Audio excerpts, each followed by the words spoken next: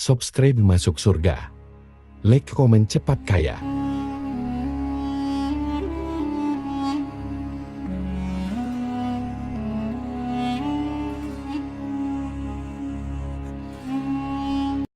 Assalamualaikum warahmatullahi wabarakatuh. Para pemirsa YouTube sekalian, pada kesempatan hari ini saya akan membahas terkait dengan Nabi Sulaiman alaihissalam.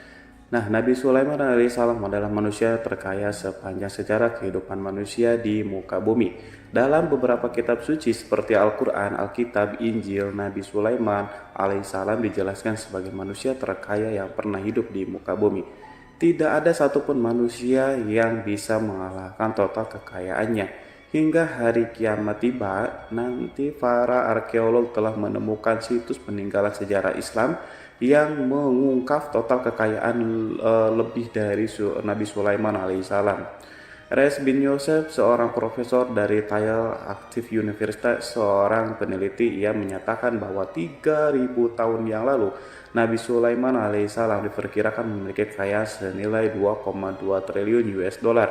Apabila dikonversi dengan nilai mata uang dolar hari ini dan apabila dirupiahkan, maka nilainya setara dengan 32.891.870 triliun rupiah. Nilai itu berkali-kali lipat lebih banyak dari total kekayaan negara Indonesia yang hanya mencapai 11,454 triliun rupiah per 31 Desember 2021. Nabi Sulaiman AS memiliki beberapa mujizat, diantaranya dapat berbicara dengan bahasa binatang. Beliau dapat memerintahkan mereka untuk melakukan sesuatu. Beliau juga dapat mengendalikan besar kecilnya tekanan angin dan dapat mengatur ke arah mana angin akan menghembus. Sehingga dengan itu Nabi Sulaiman dapat memanfaatkan angin sebagai kendaraannya dan juga kendaraan tentaranya. Nabi Sulaiman juga bisa melunakkan besi dan membentuk menjadi pakaian perang yang anti tusukan, senjata tajam. Tapi Nabi Sulaiman memimpin para jin, mereka tunduk dan patuh pada Nabi Sulaiman.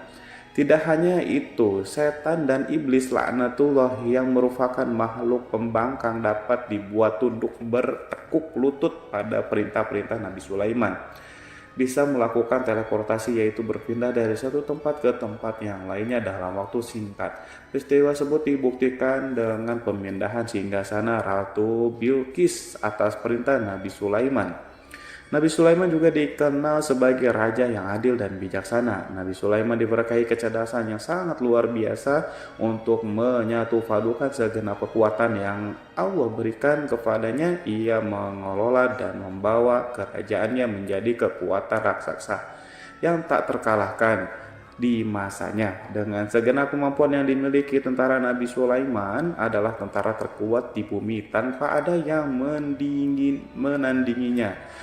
Pertanyaan mendasar yang muncul kali ini adalah dari mana sumber kekayaan dan kekuatan Nabi Sulaiman alaihissalam?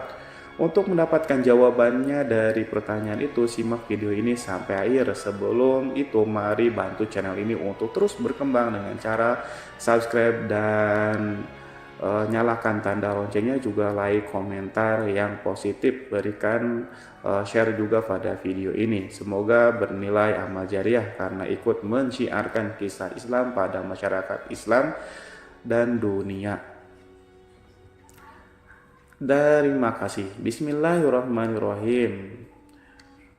Sesungguhnya kami benar-benar telah menaburkan ilmu kepada Daud dan Sulaiman. Keduanya berkata, segala puji bagi Allah yang melebihkan kami dari kebanyakan hamba-hamba yang mukmin. Sulaiman telah mewarisi Daud dan dia berkata, wahai manusia, kami telah diajari untuk memahami bahasa burung dan kami dianugerahi segala sesuatu. Sesungguhnya semua ini benar-benar karunia yang nyata. Quran Surat An-Naml ayat 15-16.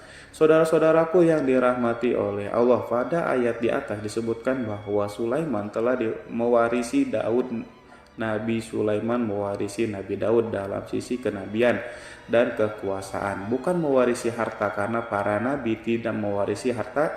sebab sepeninggalan mereka harta para nabi menjadi sedekah bagi orang-orang yang ada di sekitar mereka, yaitu orang-orang fakir dan orang-orang yang membutuhkan, dan harta para nabi tidak dikhususkan bagi kalangan keluarganya. Rasulullah bersabda, kami para nabi tidak mewariskan Nabi Sulaiman mewarisi kenabian dari Nabi Daud. Ini adalah hal yang jelas Allah telah memilihnya sebagai nabi dari Bani Israel. Begitu juga Allah telah memberinya kekuasaan kerajaan sehingga ia menjadi pemimpin Bani Israel. Barangkali sesuatu yang paling penting yang diwarisi oleh Nabi Sulaiman dari Nabi Daud adalah tradisi militer. Kemajuan militer yang dahsyat telah berpindah kepada Nabi Sulaiman. Nabi Daud sebenarnya adalah seorang pengembala kambing yang sangat miskin, tapi seiring dengan perjalanan waktu, ia menjadi komandan pasukan yang tiada tandingannya. Nabi Daud alaihissalam mengetahui bahwa kekuatan hakiki yang mengatur alam semesta adalah kekuatan Allah Subhanahu wa taala. Ketika Nabi Daud mengulurkan tangannya dan memegang potongan batu, lalu beliau melemparkannya dengan ketapelnya ke arah Jalut. Nah, kepala Jalut retak dan ambruk menghantam tanah. Ini sebagai bentuk demonstrasi kekuatan darinya. Kehadiran Nabi Daud mengubah pasukan Bani Israel di mana mereka sebelumnya lari jika berhadapan dengan musuh, maka kini keberadaan mereka mulai diperhitungkan di masa kehidupan Nabi Daud. Mengalami peperangan yang sangat banyak, tapi Al-Quran tidak menceritakan secara terperinci hal itu. Al-Quran adalah kitab dakwah di jalan Allah, bukan kitab sejarah. Al-Quran hanya menceritakan di dalam Quran surat ayat 20, dan kami kuatkan kerajaan Daud. Ayat tersebut berarti bahwa Nabi Daud belum pernah terkalahkan dalam peperangan yang diikutinya. Di samping dukungan yang Allah berikan kepadanya, juga pasukan dan rakyat di mana mereka adalah orang-orang yang bertauhid, menyerahkan diri kepada Allah. Allah SWT mengajarkan kepada Nabi Daud hal-hal yang menjadikan pasukannya memiliki keistimewaan yang dengannya mereka dapat mengalahkan pasukan-pasukan lain, pasukan-pasukan besar yang ada di bumi pada saat itu.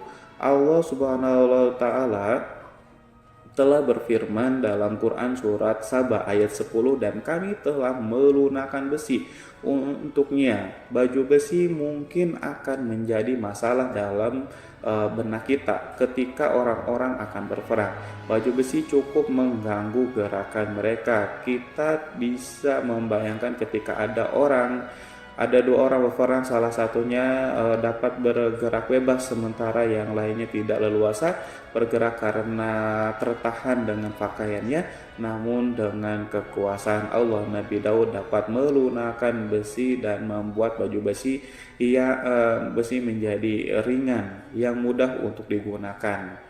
Ini adalah kemajuan penting yang Allah berikan kepada Nabi Daud dan tentaranya. Kemajuan itu kemudian diajarkan dan diwariskan dan dimiliki oleh Nabi Sulaiman alaihissalam. Nabi Sulaiman memiliki pasukan yang dahsyat, yang melebihi pasukan manapun di bumi saat itu, atau bahkan mungkin saat ini. Bahkan Allah menambahkan karunia-Nya kepada Nabi Sulaiman yang disebutkan dalam Quran surat An-Naml ayat 16. Dan Sulaiman telah mewarisi Daud, dan dia berkata, wahai manusia, kami telah diberi pengertian tentang suara burung, dan kami diberi segala sesuatu. Sesungguhnya ini benar-benar sesuatu karunia yang nyata. Saudara-saudaraku yang dirahmati oleh Allah, pada suatu hari Nabi Sulaiman alaihissalam mengangkat tangannya berdoa kepada Allah, antara hati Nabi dan Allah tidak ada penghalang, tidak ada jarak, tidak ada sekat. Waktu tak ada satu pun dari para nabi yang berdoa kepada Allah, wali doanya pasti dikabulkan. Doa Nabi Sulaiman alaihissalam direkam di dalam Quran surat Shad ayat 35. Nabi Sulaiman berkata, ya Tuhanku, ampunilah aku, anugerahkanlah kepadaku kerajaan yang tidak dimiliki oleh seorang pun sesudahku. Nabi Sulaiman menginginkan dari Allah suatu kerajaan yang belum pernah diperoleh oleh siapapun setelahnya. Allah Subhanahu wa taala mengabulkan doa Nabi Sulaiman dan memberinya kerajaan tersebut. Nabi Sulaiman mewarisi kekuasaan, kenabian, hikmah, ilmu dari Nabi Daud alaihissalam. Orang-orang menyebutnya Sulaiman al-Hakim, Sulaiman yang bijaksana. Kebijaksanaan Nabi Sulaiman tidak terbatas pada keadilannya di tengah-tengah manusia yang juga kasih sayangnya kepada mereka. Namun kebajikan Nabi Sulaiman juga berlaku di kalangan burung dan binatang lainnya.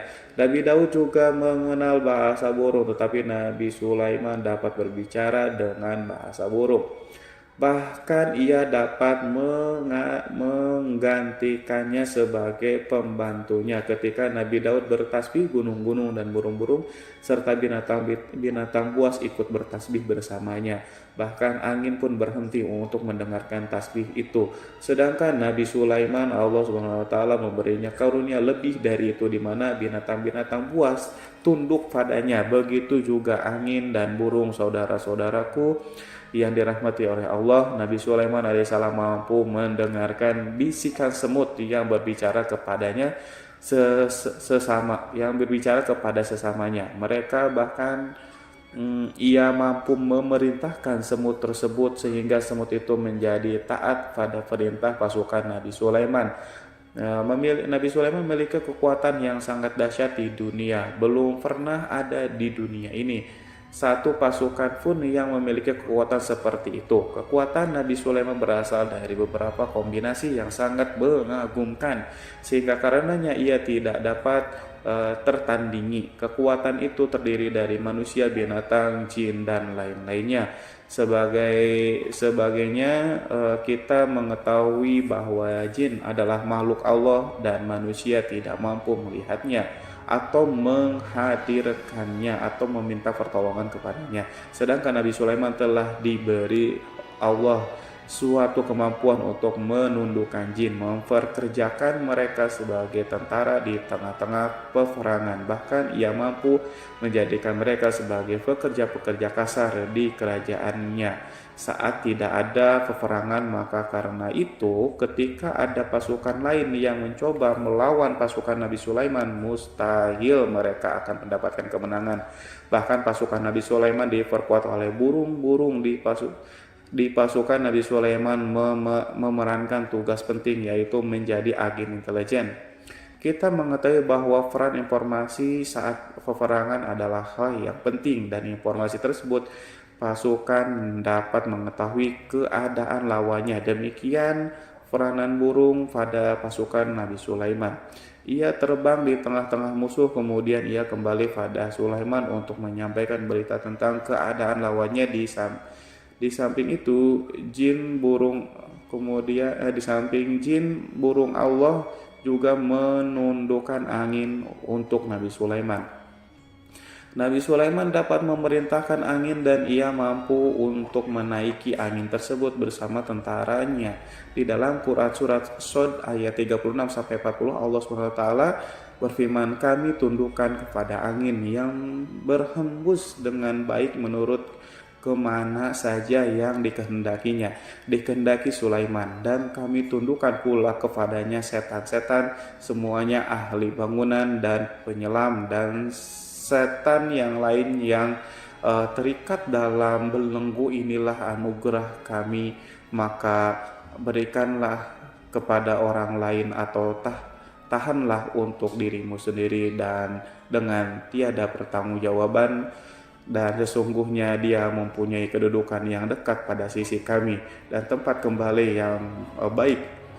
Saudara-saudaraku yang dirahmati oleh Allah, juga memberikan kemampuan yang tak seorang pun dari para nabi mendapatkannya, yaitu kemampuan untuk memerintahkan setan-setan adalah satu bagian dari jin. Ia adalah kelompok yang celaka dari bangsa jin. Kelompok ini sebenarnya tidak mampu dikuasai oleh manusia, bahkan jin yang saleh tidak dapat mengatur setan. Adapun Nabi Sulaiman, Allah telah memberinya kekuasaan untuk menundukkan setan dan memperkerjakannya. Mereka bahkan mengikatnya dengan rantai serta menghukumnya jika ia menentang pada perintah setan. membangun untuk Sulaiman istana-istana dan patung-patung dan alat-alat perang.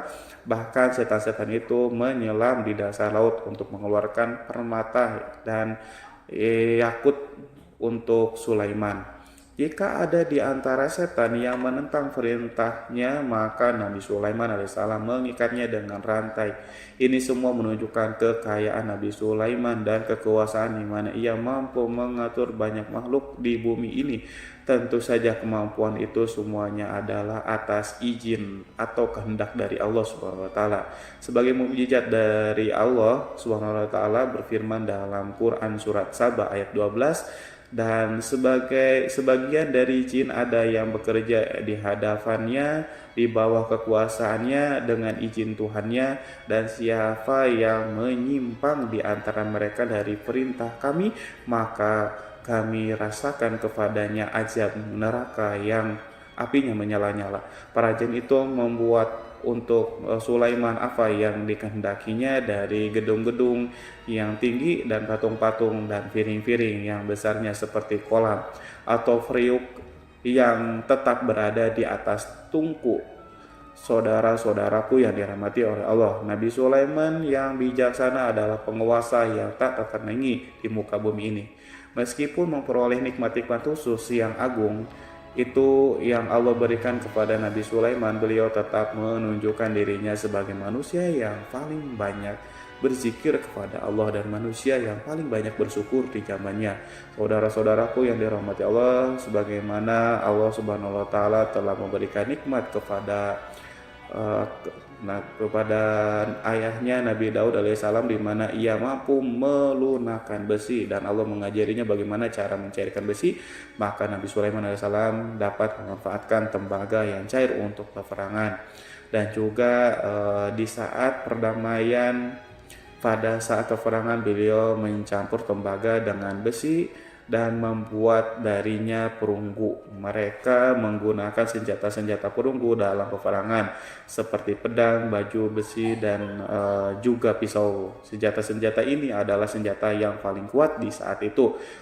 Sedangkan di saat damai, tembaga digunakan untuk membuat bangunan, perhiasan, dan sebagainya. Meskipun Nabi Sulaiman mendapatkan banyak nikmat yang besar ini dan karunia yang khusus, Allah Subhanahu wa taala mengujinya dengan suatu ujian yang dahsyat, ujian yang akan selalu datang kepada seorang hamba yang soleh. Ketika hamba itu mendapatkan kedudukan besar, maka ujiannya pun menjadi besar. Allah Subhanahu wa taala menguji Nabi Sulaiman dengan penyakit. Saudara-saudaraku, ujian yang dialami Nabi Sulaiman diceritakan oleh Fakhrul Razi Sulaiman, diuji dengan suatu penyakit yang keras, di mana bahkan saat itu tidak mampu mengatasi sakitnya Nabi Sulaiman karena saking kerasnya, sehingga para dokter dari kalangan manusia dan jin tidak mampu menghilangkan penyakit itu.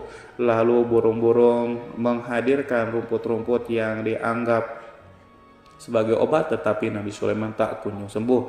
Semakin hari penyakit Nabi Sulaiman semakin menjadi-jadi, sehingga ketika Nabi Sulaiman duduk di atas kursi, ia duduk bagaikan tubuh tanpa roh, seakan-akan ia mati karena saking kerasnya penyakitnya. Sakit yang diderita oleh Nabi Sulaiman alaihissalam berlangsung sangat lama, namun Nabi Sulaiman tidak berhenti-hentinya berzikir kepada Allah yang meminta kesembuhan kepada Allah, serta peristiwa pada Allah dan mengungkapkan rasa cinta kepadanya. Selesailah ujian Allah terhadap hambanya Nabi Sulaiman alaihissalam. Beliau pun sembuh. Ini Nabi Sulaiman merasakan kembali kesehatan setelah ia mengetahui segala kejayaan dan segala kekuasaan serta segala kebesarannya tidak lagi mampu menghilangkan penyakit yang dideritanya, kecuali jika Allah menghendakinya. Saudara-saudaraku yang dirahmati oleh Allah, Nabi Sulaiman telah membangun tempat ibadah, tempat sujud, sehingga manusia menyembah Allah di dalam rumah itu, menunjukkan keunggulan seni arsitektur dan seni pahat. Orang-orang yang membangun rumah itu berjumlah puluhan ribu orang. Tentu setiap kelompok dari mereka memiliki pekerjaan masing-masing. Di antaranya mereka ada yang mencairkan tembaga, Di antara mereka ada yang tukang pahat, ada juga tukang ukir, ada juga membelah batu, ada juga yang memotong-motong kayu. Ada yang mendatangkan rumput-rumput dari Lebanon, ada juga yang mendatangkan emas dan menjadikannya lempengan-lempengan yang mengkilat untuk menutupi kayu, untuk melapisi dinding. Bahkan dari golongan jin pun membantu membangun rumah tersebut. Tentu sebagai perintah dan bimbingan Nabi Sulaiman, mereka membuat patung-patung yang besar, membuat bejana yang besar untuk tempat makan para tentara dan pekerja, yaitu bejana seperti gunung. Karena saking beratnya dan besarnya, mereka juga membuat tempat-tempat minum yang besarnya seperti kolam. Nabi Sulaiman mengawasi para pekerja dan juga mengurusi masyarakatnya, di mana beliau mengenali program mereka dan berusaha memecahkan. Beliau juga mengawasi pasukannya dari kalangan binatang dan burung. Beliau mengetahui apakah ada sesuatu di antara mereka yang tidak datang, tidak hadir, di mana ia pergi, serta mengapa ia pergi. Nabi Sulaiman menguasai pengetahuan itu semua. Nabi Sulaiman bukan hanya mengetahui problem tentaranya dari kalangan manusia dan juga tentaranya dari kalangan burung, namun ia juga menunjukkan kasih sayang terhadap semut, di mana beliau mendengar bisikan dan tidak suka untuk menginjakkannya. Nabi Sulaiman selalu menundukkan kepalanya ke bumi sebagai bentuk rasa rendah diri dan syukur kepada Allah SWT. Pada saat itu, hari Nabi Sulaiman berjalan di depan tentaranya dan tiba-tiba ia mendengar suara semut yang berkata kepada teman-temannya dari kalangan semut, yaitu terrekam dalam Al-Quran surat An-Nahl ayat 18 sampai 19. Wahai semut, semua masuklah ke dalam sarang-sarangmu agar kamu tidak terinjak oleh Sulaiman dan tentaranya, sedangkan mereka tidak menyadari. Nabi Sulaiman alaihissalam tersenyum mendengar itu, berarti ia berdoa, ya Allah Tuhanku, berilah aku ilham untuk tetap mensyukuri nikmat-Mu yang telah Engkau anugerahkan kepadaku dan kepada orang tuaku, ibu bapakku, dan untuk mengerjakan amal saleh yang Kau ridhoi, dan masuklah aku ke dalam rahmat-Mu dan dalam golongan hamba-hamba-Mu yang saleh. Saudara-saudaraku yang dirahmati Allah, meskipun Nabi Sulaiman mendapatkan kekuasaan dan memiliki tentara yang besar, namun beliau menunjukkan kasih sayang terhadap bangsa semut. Beliau mendengarkan fisiknya dan melihat semut yang ada di depannya. Oleh karena itu ia tak mungkin baginya untuk menginjak golongan semut itu. Nabi Sulaiman bersyukur kepada Allah yang telah memberinya nikmat itu, yaitu nikmat rahmat dan kasih sayang. Di samping itu, Nabi Sulaiman alaihissalam adalah orang yang paling kaya di dunia. Istananya terbuat dari kayu gaharu yang memiliki bau dan harum. Istananya terbuat dari emas dan terkadang dari kristal. Beliau juga memiliki kursi besar yang terbuat dari emas dan permata. Istana Nabi Sulaiman merupakan istana yang paling besar di dunia. Nabi Sulaiman menggunakan pakaian dari emas dan permata. Meskipun demikian, Nabi Sulaiman tetap menunjukkan sebagai hamba yang berserah diri dan rendah diri di hadapan Allah Subhanahu wa taala dan sederhana di depan manusia. Nabi Sulaiman yang merendahkan dirinya di hadapan Allah, ia selalu sujud kepada Allah sebagaimana ayahnya yang selalu bertasbih kepada Allah. Nabi Sulaiman selalu melantunkan lagu-lagu cinta ilahi dan hanya memuji Allah Subhanahu wa taala. Pada suatu hari Nabi Sulaiman mengeluarkan perintah kepada pasukannya untuk bersiap-siap. Kemudian Nabi Sulaiman keluar dan memeriksa pasukannya satu demi satu. Pasukannya diteliti. Kelompok yang pertama adalah kelompok manusia. Nabi Sulaiman memperhatikan kesiapan mereka, lalu Nabi Sulaiman mengeluarkan perintah kepada mereka. Kemudian Nabi Sulaiman memeriksa kelompok jin dan menyampaikan perintahnya kepada mereka. Beliau memenjarakan jin yang tampak bermalas-malasan. Saat bekerja, lalu beliau memeriksa binatang dan berkata kepada mereka, apakah mereka sudah makan dengan baik? Apakah mereka tidur dengan nyenyak? Apakah ada yang mengadu pada mereka, misalnya karena penyediaan sesuatu atau karena makanan yang tidak layak? Apakah di sana ada yang sakit dan lain sebagainya?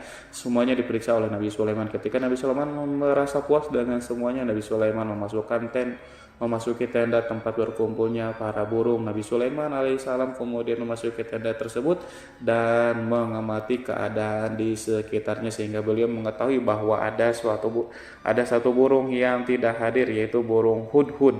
Nabi Sulaiman alaihissalam kemudian berkata kepada yang diabadikan dalam surat An-Naml ayat 20, "Mengapa aku tidak melihat burung hudhud?"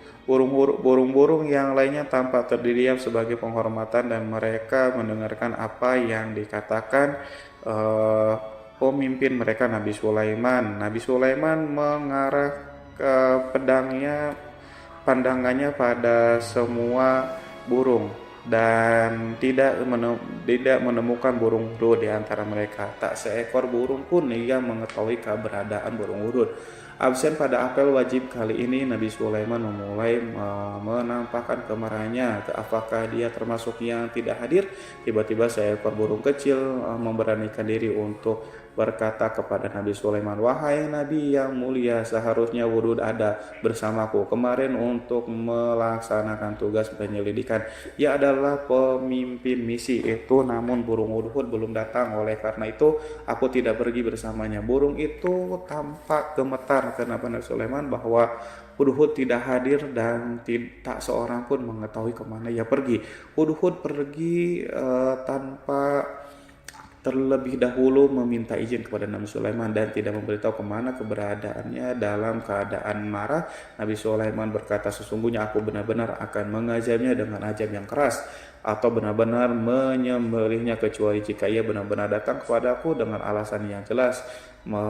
Kawanan burung-burung mengetahui bahwa Nabi Sulaiman sedang marah dan telah menetapkan untuk menyiksa burung hudhud atau menyembelihnya, atau justru memaafkan dengan syarat ia datang dengan membawa alasan yang dapat menyelamatkan, atau dengan kata lain burung hudhud dapat memastikan bahwa ia melaksanakan tugas yang penting. Nabi Sulaiman menunjukkan kemarahannya yang besar sehingga siapapun merasa takut pada Nabi Sulaiman marah, maka kemarahannya akan membelak kebenaran. Kemudian beliau dapat melaksanakan ancaman dengan cara yang mudah.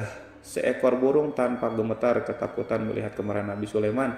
Lalu beliau mengeluarkan tangannya ke burung itu dan memegang kepalanya, sehingga burung itu pun merasa tenang dan merasa takutnya hilang. Nabi Sulaiman kemudian pergi dari tempat burung dan menuju istananya. Nabi Sulaiman masih memikirkan keadaan burung hudhud. Seharusnya burung hudhud menjadi bagian penting dari badan intelijen. Apakah ia pergi untuk menyingkap sesuatu atau apakah ia pergi hanya untuk bermain-main?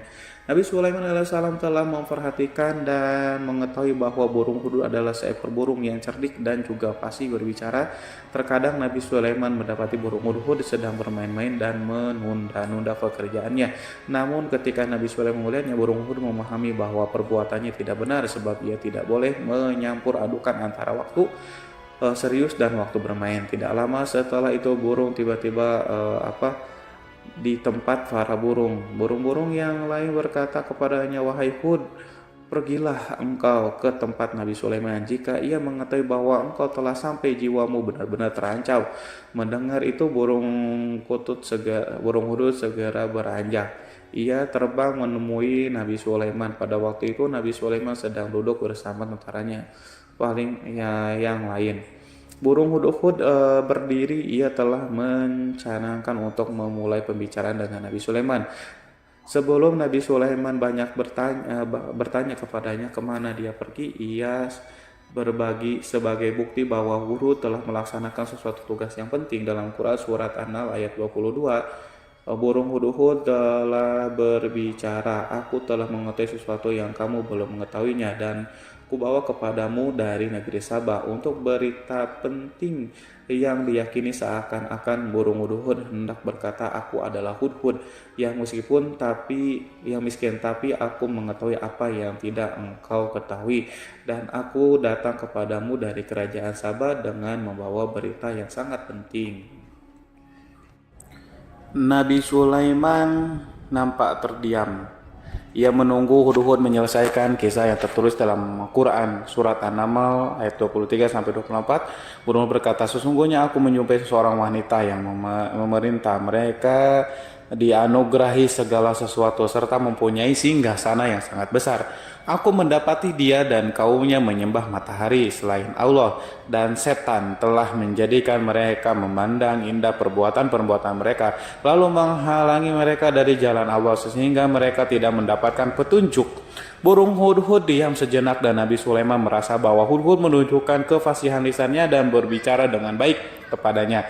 Nabi Sulaiman berkata dalam Quran surat An-Nahl ayat 27 sambil menunjukkan senyum manisnya di wajah Nabi Sulaiman berkata, akan kami lihat apakah kamu benar wahai Hudhud, ataukah kamu termasuk orang-orang yang berdusta. Seakan-akan burung Hud ingin mengatakan aku tidak Diamnya Sulaiman membuat takut sehingga burung Hudhud terdiam. Nabi Sulaiman terdiam karena berpikir, lalu ia memutuskan sesuatu.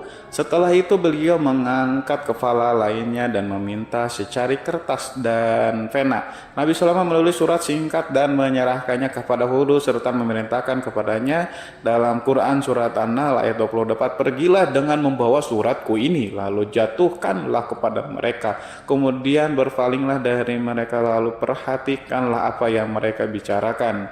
Al-Quranul Karim hanya ceritakan dalam Quran surat An-Naml bagaimana perginya Hudhud dan bagaimana ia menyerahkan surat itu.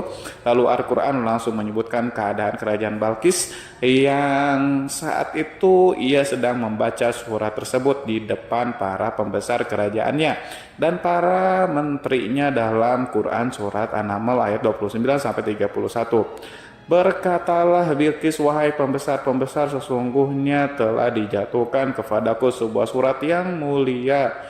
Sesungguhnya surat ini dari Sulaiman, dan sesungguhnya isinya dengan menyebut nama Allah yang Maha Pengasih lagi Maha Penyayang, bahwa janganlah kalian berlaku sombong terhadapku dan datanglah kepadaku sebagai orang-orang yang berserah diri.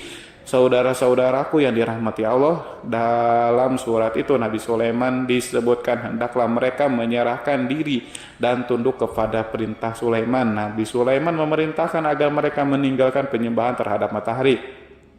Nabi Sulaiman tidak mempersoalkan akidah mereka dan tidak memuaskan mereka dengan apapun. Nabi Sulaiman hanya memerintahkan bahwa ia berada di atas kebenaran, bukankah ia didukung kekuatan yang berlandaskan keyakinan dan dimilikinya. Nabi Sulaiman hanya memerintahkan mereka agar tunduk dan patuh kepadanya. Ratu Saba menyampaikan surat tersebut di tengah-tengah kaumnya. Dalam Quran surat An-Naml ayat 32 dijelaskan berkata Bilqis, wahai para pembesar, berilah aku pertimbangan dalam urusanku ini. Aku tidak pernah memutuskan sesuatu persoalan sebelum kamu berada dalam majelisku. Saudara-saudaraku yang dirahmati Allah, para pembesar istana Bilqis menentang surat tersebut. Isi surat itu membangkitkan kesombongan kaum Saba, di mana mereka merasa lebih kuat. Mereka mengetahui bahwa di sana ada seseorang yang mencoba menentang mereka dan mengisyaratkan peperangan kepada mereka. Lalu ia minta kepada mereka untuk memenuhi syarat-syarat sebelum terjadinya peperangan dan kekalahan dalam Quran surat An-Nahl ayat 33. Mereka menjawab, kita adalah orang-orang yang memiliki kekuatan dan juga memiliki keberanian yang sangat dalam. Peperangan dan keputusan berada di tanganmu, wahai rajaku. Maka pertimbangkanlah apa yang akan kamu perintahkan. Saudara-saudaraku yang dirahmati Allah, para pembesar kaum Saba seakan ingin berkata kita siap untuk melaksanakan perang. Tampaknya ratu itu memiliki kebijakan yang lebih baik dari pembesar kaumnya. Surat Sulaiman itu membuatnya berpikir lebih jernih dan lebih berhati-hati. Ia berusaha sebisa mungkin menghindari peperangan. Ratu itu berpikir dalam tempo yang lama. Nama Sulaiman tidak diketahuinya dan ia pun belum pernah mendengarnya. Oleh karena itu ratu kaum Saba tidak mampu mengetahui dan mendeteksi seberapa besar kekuatan Nabi Sulaiman. Boleh jadi Nabi Sulaiman memiliki kekuatan yang dahsyat sehingga ia mampu memerangi kekuasaannya dan mengalahkannya. Kemudian ratu memperhatikan apa yang ada di sekelilingnya. Ia melihat kemajuan masyarakat dan juga kekayaannya. Barangkali ia mengira bahwa Nabi Sulaiman iri terhadap kemajuan kekayaan itu sehingga Nabi Sulaiman ingin menyerangnya. Setelah mempertimbangkan isi surat Nabi Sulaiman dengan cermat, Ratu Saba memilih untuk tidak bersikap sombong dan bodoh. Ratu lebih suka untuk menggunakan bahasa kelembutan. Ia mengirim kepada Nabi Sulaiman suatu hadiah yang besar. Ratu mengira bahwa Nabi Sulaiman seseorang yang ambisius, yang boleh jadi ia telah mendengar tentang kekayaan kerajaan Sabah. Para utusan pergi dengan membawa hadiah dari Ratu Sabah. Ratu berharap agar mereka dapat memasuki kerajaan Nabi Sulaiman dan akan mengetahui kondisi kerajaan. Saat mereka pulang, Ratu ingin mendengar secara langsung dari mereka tentang bagaimana keadaan kaum Nabi Sulaiman dan pasukannya. Setelah mendapatkan informasi yang cukup, maka Ratu Bilqis dapat membuat sesuatu keputusan yang tepat. Ratu menyembunyikan apa yang terlintas dalam pikirannya, lalu ia berbicara kepada pembesar istananya bahwa ia dapat menyingkapi niat jahat Raja Sulaiman. Lalu cara mengirimkan hadiah kepadanya. Ratu lebih memilih cara tersebut dan menunggu reaksi dari Nabi Sulaiman. Ratu berhasil memuaskan para pembesar istana dan untuk sementara ia menghilangkan ide untuk berperang. Karena para raja jika menyerang satu desa, maka pemimpin desa tersebut adalah orang yang paling banyak mendapatkan kehinaan dan kerjaan. Akhirnya para pembesar kaumnya merasa puas dengan pikiran Ratu Bilqis. Saudara-saudaraku yang dirahmati oleh Allah, dalam Quran surat An-Naml ayat 34-35 dijelaskan, Bilqis berkata, dia berkata, sesungguhnya raja-raja apabila memasuki suatu negeri niscaya mereka akan membinasakannya dan menjadikan penduduknya yang mulia menjadi hina, dan demikian pula lah yang akan mereka perbuat, dan sesungguhnya aku akan mengirim utusan kepada mereka dengan membawa hadiah, dan aku akan menunggu apa yang akan dibawa kembali oleh utusan itu. Saudara-saudaraku yang dirahmati Allah, kemudian sampailah hadiah dari Ratu Bilqis kepada Nabi Sulaiman. Para intelijen Nabi memberitahunya bahwa utusan Bilqis datang dengan membawa hadiah. Nabi Sulaiman langsung mengetahui bahwa Ratu Bilqis itu sengaja mengirim orang-orangnya untuk mengetahui atau mendapatkan informasi tentang kekuatannya. Lalu setelah itu ia akan mengambil keputusan atau mengambil sikapnya kepada kerajaan Nabi Sulaiman.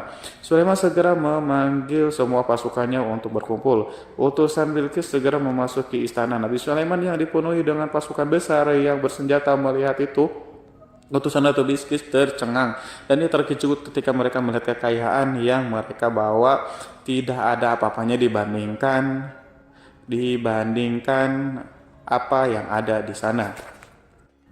Hadiah mereka tampak tidak berarti, emas yang mereka bawa tampak tidak memiliki makna. Saat mereka memasuki istana Nabi Sulaiman yang terbuat dari kayu-kayu pohon gaharu, ia mengeluarkan bau yang harum serta dihiasi dengan emas permata. Para utusan Ratu Bilqis berdiri bersama Nabi Sulaiman dan menyaksikan bagaimana Nabi Sulaiman mengendalikan pasukannya. Kemudian mereka mulai berpikir tentang kekuatan dan kualitas pasukan Nabi Sulaiman. Betapa kagetnya mereka ketika melihat di tengah-tengah pasukan itu terdapat singa, burung, dan tentara dari kalangan manusia yang mampu terbang. Mereka pun sadar bahwa mereka di hadapan pasukan yang tiada tersaingi. Demonstrasi pasukan Nabi Sulaiman. Kemudian para utusan ratu dipersilahkan maju ke tempat hidangan makanan. Para utusan itu sangat terkejut ketika melihat berbagai macam makanan dari penjuru dunia ada di depannya, dan di antara makanan itu terdapat pula makanan yang biasa ditemukan di negeri mereka, tetapi mereka melihat bahwa makanan itu memiliki rasa yang lebih istimewa. Selain itu, piring-piring yang ada di depannya mereka dan dijadikan tempat makanannya terbuat dari emas, dan mereka dilayani oleh laki-laki yang berhias dengan emas. Ratu mereka pun tidak mengenakan hiasan itu di meja makanan itu. Terdapat burung, ikan laut, dan berbagai macam daging yang mereka tidak mampu lagi membedakan daging apa itu. Nabi Sulaiman tidak makan bersama mereka, tapi beliau makan dengan menggunakan piring yang terbuat dari kayu. Beliau memakan roti yang kering yang dicampur dengan minyak. Inilah makanan yang dipilih Nabi Sulaiman. Makan bersama mereka dalam keadaan diam. Mereka merasa kehadiran Nabi Sulaiman menciptakan suatu wibawa yang luar biasa. Selesai perjamuan itu, makanan itu sudah selesai. Lalu dengan sangat malu mereka menyerahkan hadiah dari Ratu Bilqis kepada Nabi Sulaiman. Hadiah itu berupa emas. Bagi mereka hadiah itu sangatlah bernilai tinggi, tapi di sini hadiah itu tampaklah kecil di hadapan kekayaan Nabi Sulaiman yang sangat mengagumkan. Nabi Sulaiman memperhatikan hadiah ratu itu dan berkata dalam Quran surat An-Nahl ayat 36, Maka tatkala utusan itu sampai pada Sulaiman, Sulaiman berkata, apakah patut kamu menolong aku dengan harta? Maka apa yang diberikan Allah kepadaku lebih baik daripada apa yang diberikannya kepadamu. Tetapi kamu merasa bangga dengan hadiahmu. Saudara-saudaraku, Raja Sulaiman menyingkap dengan kata-katanya yang singkat itu penolakannya terhadap hadiah mereka. Ia memberitahu utusan itu bahwa ia tidak menerima. Ia memberitahu utusan itu bahwa ia tidak menerima hadiah tersebut. Ia tidak merasa puas dengan hadiah itu. Yang membuatnya puas hanyalah, janganlah kalian berlaku sombong terhadapku dan datanglah kepadaku sebagai orang-orang yang berserah diri. Lalu Nabi Sulaiman berkata kepada mereka, pelan hal itu diabadikan dalam Quran surat An-Naml ayat 33, kembalilah kepada mereka, sesungguhnya kami akan mendatangi mereka dengan bala tentara yang mereka tidak kuasa melawannya, dan pasti kami akan mengusir mereka dari negeri itu, yaitu negeri Sabah, dengan terhina, dan mereka akan menjadi tawanan yang hina. Saudara-saudaraku yang dirahmati oleh Allah, Nabi Sulaiman kemudian meninggalkan para utusan ratu setelah terlebih dahulu mengancam mereka. Para utusan itu mengharap agar lebih Sulaiman mau menunggu kunjungan Ratu Bilqis sendiri yang akan membawa misi perdamaian. Akhirnya sampailah para utusan Ratu Bilqis ke negeri Sabah. Mereka segera menuju ke istana sang ratu. Mereka memberitahu bahwa negeri mereka ada di ujung tanduk. Mereka menceritakan kepada ratu tentang kekuatan Nabi Sulaiman dan tidak mungkin bagi mereka mampu melawannya. Mereka meyakinkan Ratu Bilqis bahwa ia harus mengunjunginya dan melihat sendiri bagaimana kebesaran kerajaan Nabi Sulaiman. Kemudian ratu menyiapkan dirinya untuk pergi menuju kerajaan Nabi Sulaiman dan sudah duduk di kursi kerajaan di tengah-tengah para pembesarnya dan para menterinya serta para komandan pasukan. Beliau berpikir tentang sosok Bilqis. Sulaiman mengetahui bahwa Bilqis menuju tempatnya. Meski dikelilingi rasa takut, Nabi Sulaiman berpikir sejenak tentang bagaimana matahari disembah. Ia memikirkan bagaimana informasi yang diterima oleh intelijennya tentang kemajuan kerajaan Bilqis dalam bidang kesenian dan ilmu pengetahuan. Nabi Sulaiman bertanya kepada dirinya sendiri, apakah kemajuan menjadi penghalang untuk mengetahui kebenaran? Apakah ratu itu gembira dengan kekuatan yang dicapainya, dan ia membayangkan bahwa kekuatannya adalah segalanya dengan kemajuan yang dimilikinya. Nabi Sulaiman ingin membuat kejutan agar ratu mengetahui bahwa Islam yang diyakini oleh Nabi Sulaiman adalah satu-satunya yang mampu mendatangkan kemajuan dan kekuatan yang hakiki, sehingga ia dapat membandingkan antara keyakinannya dalam menyembah matahari beserta kemajuan yang mencapainya dengan keyakinan Nabi Sulaiman juga beserta kemajuan yang diraihnya. Saudara-saudaraku yang dirahmati oleh Allah, para mata-mata Nabi Sulaiman telah memberitahu bahwa hal yang sangat disegani dan dikagumi oleh kaum Bilqis adalah kerajaan Sabah, yaitu singgasana Raja Bilqis. Singgasana itu terbuat dari emas dan batu mulia. Singgasana tersebut dijaga oleh penjaga yang sangat disiplin, di mana mereka tidak pernah lalai sedikit pun. Oleh karena itu sangat tepat apabila Nabi Sulaiman menghadirkan singgasana di sini di kerajaannya, sehingga ketika ratu tiba maka ia dapat duduk di atasnya. Nabi Sulaiman ingin membuat kejutan kepadanya dan menunjukkan bahwa kemampuannya tersebut yang berlandaskan pada keislaman. Nabi Sulaiman melakukan yang demikian itu dengan harapan agar si ratu tunduk kepadanya. Ide itu terlintas dalam diri Nabi Sulaiman, lalu ia mengangkat kepalanya dan menoleh kepada anak buahnya.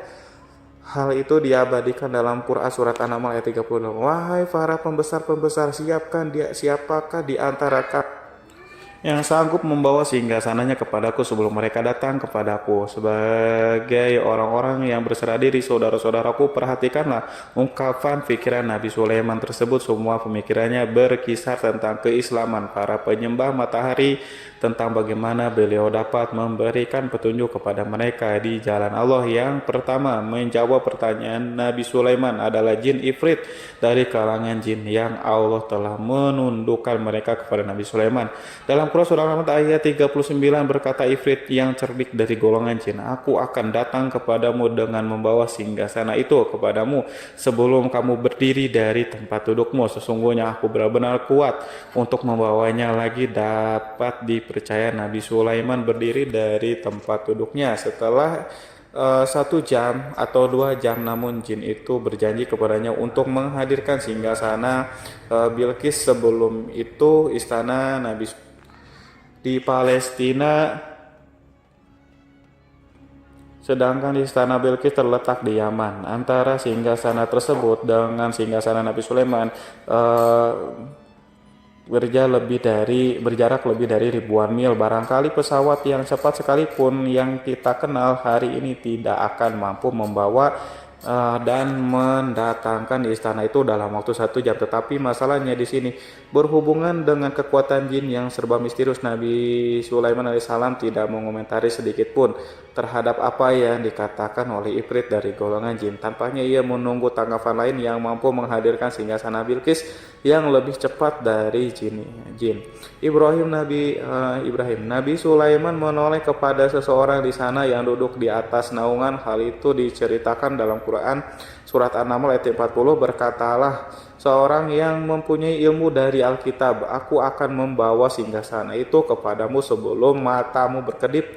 Maka tatkala Sulaiman melihat singgasana itu terletak di hadapannya, ia pun berkata, ini termasuk karunia Tuhanku untuk mencoba aku. Apakah aku akan bersyukur atau mengingkari nikmatnya? Dan barang siapa yang bersyukur, maka sesungguhnya dia bersyukur untuk kebaikan dirinya sendiri. Dan barang siapa yang ingkar, maka sesungguhnya Tuhanku maha kaya lagi maha mulia. Saudara-saudaraku, belum lama seseorang yang mempunyai ilmu Alkitab itu menyatakan kalimatnya, sehingga singgasana itu tiba-tiba ada di depan Nabi Sulaiman yang mampu menghadirkan singgasana itu lebih cepat atau lebih sedikit dari kedipan mata. Ketika mata itu tertutup dan terbuka, Al-Quranul Karim tidak menyingkap kepribadiannya. Seseorang yang menghadirkan singgasana itu, Al-Quran hanya menggarisi bahwa orang itu mempunyai ilmu dari Alkitab. Al-Quran tidak menjelaskan kepada kita apakah ia seorang malaikat atau manusia atau jin atau Al-Quranul Karim sepertinya ingin menyembunyikan identitas orang tersebut. Al-Quran sengaja tidak menyingkap hakikat kitab yang dimaksud. Saudara-saudaraku yang dirahmati Allah, setelah melintas singgasana itu, Nabi Sulaiman bersyukur kepada Allah.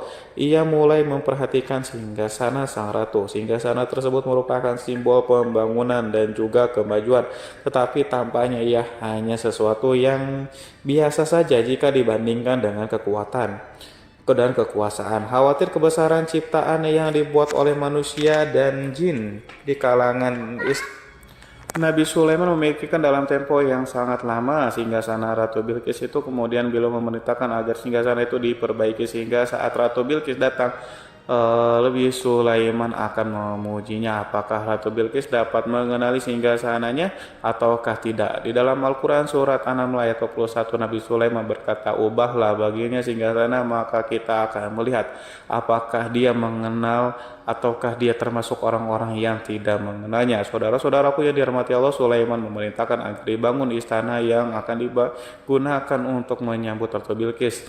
Nabi Sulaiman memilih tempat di laut dan ia memerintahkan agar dibangun suatu istana di mana sebagian besarnya terdiri dari air laut. Nabi Sulaiman memerintahkan agar lantainya itu terbuat dari kaca yang tebal dan kuat, sehingga orang-orang yang berjalan di atas istana itu akan dapat melihat di bawahnya ada ikan-ikan yang berwarna-warni yang berenang-renang, dan mereka akan melihat rumput-rumput laut yang bergerak-gerak. Akhirnya terselesaikan pembangunan istana itu. Saking bersihnya kaca lantai sehingga tampak di sana tidak ada kaca burung.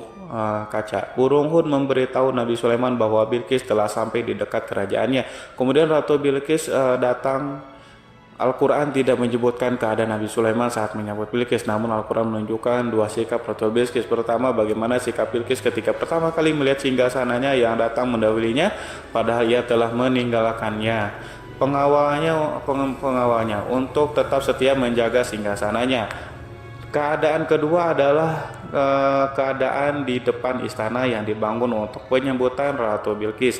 Istana penuh dengan permata yang berenang di bawahnya, ikan-ikan. Dalam Quran surat An-Nahl ayat 42 dijelaskan, dan ketika Bilqis datang ditanyakanlah kepadanya, serupa inikah singgasanamu Bilqis?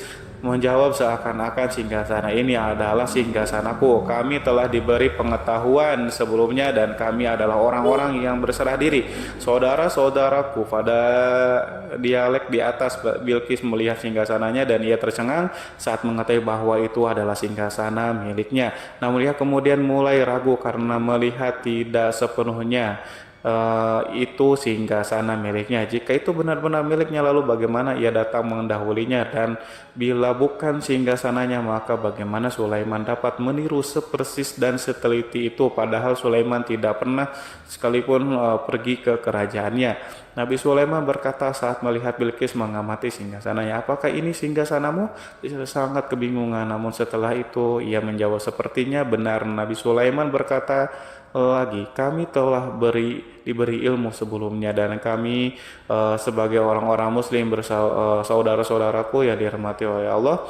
Melalui pertanyaan itu Nabi Sulaiman ingin mengisyaratkan kepada Bilqis agar ia membandingkan antara keyakinannya beserta ilmu yang dicapainya dengan keyakinan Nabi Sulaiman yang muslim beserta kata pengetahuan yang telah diraihnya penyembahan terhadap matahari dan pencapaian ilmu yang dicapai oleh Bilqis tanpa tidak ada apa-apanya dibandingkan dengan ilmu Nabi Sulaiman dan keislamannya. Nabi Sulaiman telah mendahulunya dengan bidang ilmu karena keislamannya. Karena itu sangat mudah baginya untuk mengungguli Bilqis. Dalam ilmu-ilmu yang lainnya, demikianlah yang diisyaratkan pernyataan Sulaiman kepada Bilqis. Sahabat itu mengetahui bahwa ini adalah singgasananya, di mana singgasana itu datang lebih dulu daripada dirinya. Beberapa bagian darinya telah diubah saat Bilqis masih di dalam perjalanan menuju ke tempat Nabi Sulaiman. Ia berpikir kemampuan apa yang dimiliki oleh Nabi Sulaiman. Ratu Bilqis tercengang melihat apa yang disaksikannya yang berupa buah dari keimanan Nabi Sulaiman dan hubungannya dengan Allah SWT. Sebagaimana Bilqis juga tercengang ketika melihat kemajuannya di bidang ilmu pembangunan, seni dan ilmu-ilmu yang lainnya, maka ia lebih kagum lagi saat melihat hubungan yang kuat antara keislaman Nabi kiriman dengan ilmunya serta kemajuan yang diraihnya. Dalam Quran surat An-Naml ayat 44 dijelaskan, dan apa yang disembahnya selama ini selain Allah mencegahnya untuk melahirkan keislamannya, karena sesungguhnya ia terdahulu termasuk orang-orang yang kafir. Saudara-saudaraku yang dirahmati Allah, tergoncanglah dalam benak Bilqis ribuan hal yang melihat keyakinan kaumnya runtuh di hadapan Nabi Sulaiman yang menyadari bahwa matahari yang disembahnya hanya merupakan ciptaan Allah di mana ia menggerakkannya untuk hamba-hambanya. Lalu terbitlah matahari, kebenaran dalam dirinya atau hatinya diterangi oleh cahaya baru yang tidak akan tenggelam seperti tenggelamnya matahari. Masa keislamannya hanya menunggu waktu saja. Ratu Bilqis memilih waktu yang tepat untuk mengumumkan keislamannya. Allah SWT berfirman dalam Quran surat An-Naml ayat 44, dikatakan kepadanya, "Masuklah ke dalam istana." Maka tatkala ia melihat lantai istana itu, dikiranya kolam air yang besar dan disingkapnya dua betisnya. Berkatalah Sulaiman, "Sesungguhnya ia adalah istana licin yang terbuat dari kaca." Berkatalah Bilqis, "Wahai Tuhanku, sesungguhnya aku telah berbuat zalim terhadap diriku dan aku berserah diri bersama Sulaiman kepada Allah Tuhan semesta alam." Saudara-saudaraku yang dirahmati Allah, dikatakan kepada Bilqis, "Masuklah ke dalam istana." Ketika ia masuk, maka ia tidak menyaksikan adanya kaca, tetapi ia melihat air sehingga ia mengira akan bersinggungan dengan air laut. Lalu ia menyingkapkan sedikit bajunya agar bajunya tidak basah. Nabi Sulaiman mengingatkan tanpa melihatnya agar ia tidak khawatir terhadap pakaiannya, karena pakaiannya tidak akan basah sebab di sana tidak ada air, itu sekedar kaca yang halus, yang saking halusnya sehingga ia tidak tampak pada kesempatan Pada kesempatan itu Balkis mengumumkan keislamannya yang mengakui kelaliman dirinya dan ia menyatakan menyerahkan diri kepada Nabi Sulaiman dan kepada Allah Tuhan semesta alam. Lalu kaumnya pun mengikutinya dan mereka tidak memeluk Islam. Balkis menyadari ia berhadapan dengan penguasa yang terbesar di bumi dan salah satu Nabi Allah yang mulia. Untuk pertama kalinya wajah Sulaiman tampak dihiasi dengan senyuman yang menunjukkan kepuasannya sejak Balkis mengunjunginya. Demikianlah Sulaiman mewujudkan kejayaan yang hakiki dan menyebarkan cahaya Islam di muka bumi. Saudara-saudaraku, Al-Quran tidak menyebutkan kisah Balkis setelah keislamannya. Para ahli tafsir mengatakan bahwa ia menikah dengan Nabi Sulaiman. Selain itu, ada yang mengatakan bahwa ia menikah dengan salah satu orang dekat Nabi Sulaiman. Ada juga yang mengatakan bahwa sebagai raja Habasyah adalah keturunan dari buah perkawinan ini. Wallahu alam bishawab. Saudara-saudaraku yang dirahmati Allah, Nabi Sulaiman hidup di tengah-tengah kejayaan dan kemuliaan di bumi. Kemudian Allah menetapkan kematian untuknya sebagaimana kehidupan Sulaiman berada di puncak kemuliaan dan kejayaan yang penuh dengan keajaiban yang luar biasa. Maka kematiannya pun merupakan tanda-tanda kebesaran Allah yang penuh dengan keajaiban. Demikianlah bahwa kematiannya sesuai dengan kehidupannya, sesuai dengan kejayaannya. Allah berfirman tentang kematian Sulaiman di dalam Al-Quran surat Sab ayat 14. Maka tatkala kami telah menetapkan kematian Nabi Sulaiman, tidak ada yang menunjukkan kepada mereka kematiannya itu kecuali rayap yang memakan tongkatnya. Maka tatkala ia telah tersungkur, taulah jin bahwa kalau sekiranya mereka mengetahui yang gaib, tentulah mereka tidak akan tetap dalam siksa yang menghinakan. Saudara-saudaraku yang kemampuan Nabi Sulaiman untuk menundukkan jin dan mempekerjakan mereka serta hubungan mereka dengannya, semua itu menimbulkan fitnah di tengah-tengah manusia dalam hal tertentu, dan kematian Nabi Sulaiman merupakan batasan jawaban terhadap fitnah ini. Kami tidak mengetahui siapa yang mengklaim bahwa jin mengetahui hal yang gaib, apakah itu setan yang terkutuk atau jin yang bodoh atau manusia yang tertipu. Kami tidak mengetahui siapa yang bertanggung jawab terhadap tersebarnya isu yang keliru ini. Yang kita tahu adalah bahwa hal tersebut adalah mempengaruhi sebagian manusia dan jin. Barangkali manusia berkata kepada diri mereka, selama jin melakukan perbuatan yang luar biasa ini, maka apa gerangan yang menjadikan mereka tidak mengetahui hal yang gaib? Manusia itu lupa bahwa kunci kegaiban berada di tangan Allah. Masalah ilmu gaib tidak akan mampu dikuasai oleh jin, manusia, para nabi, dan semua makhluk. Hanya Dia yang mengetahui, dan manusia yang diberitahu hanya sedikit. Sekali lagi, saudara-saudaraku yang dirahmati Allah, seakan-akan Allah telah merencanakan bahwa kematian Sulaiman bertujuan untuk menghancurkan pemikiran itu, yaitu pemikiran bahwa jin mengetahui hal-hal yang gaib. Jin bekerja untuk Nabi Sulaiman selama beliau hidup, dan tatkala beliau meninggalkan maka tugas mereka menjadi bebas. Nabi Sulaiman meninggal tanpa diketahui oleh jin, sehingga mereka tetap bekerja untuknya. Mereka tetap mengabdi kepada Sulaiman. Seandainya mereka mengetahui hal yang gaib, niscaya mereka tidak meneruskan pekerjaannya. Mereka, saudara-saudaraku, pada suatu hari Nabi Sulaiman memasuki mihrabnya untuk itikaf, ibadah dan beribadah kepada Allah. Tak seorang pun yang berani mengganggu khalwatnya di mihrab itu. Mihrab Sulaiman terletak di puncak gunung dan dindingnya terbuat dari permata. Pada suatu hari Nabi Sulaiman duduk bersandar pada tongkatnya yang tampak tenggelam dalam tafakur. Beliau berzikir kepada Allah hingga rasakan untuk menguasainya. Lalu setelah itu malaikat maut menemuinya di mihrabnya. Nabi Sulaiman pun meninggal, beliau bersandar pada tongkatnya.